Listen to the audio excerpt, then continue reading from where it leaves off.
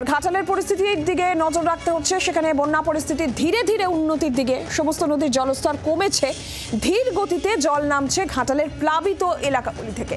দ্রুত পরিস্থিতি স্বাভাবিক হওয়ার আশায় বানভাসী ঘাটাল। তবে জলবন্দী ঘাটালের পুরো ও গ্রাম পঞ্চায়েতে প্লাবিত এলাকায় দুর্ভোগ কিন্তু একই রকম রয়েছে। ঘাটাল পুরো এলাকায় ডিঙি নৌকাই ভরসা এখনো পর্যন্ত যাতায়াতের জন্য। বাজারহাট পানীয় জলের সংকট রয়েছে। ডিঙি নৌকায় করে জল পেরিয়েই প্লাবিত এলাকার বাসিন্দাদের যাতায়াত করতে হচ্ছে। নতুন করে আবহাওয়া বিরূপ যদি না হয় তাহলে ধীরে ধীরে ঘাটালের প্লাবন পরিস্থিতিতে কমে স্বাভাবিক ছন্দে ফিরবে এই আশায় বানভাসী ঘাটাল।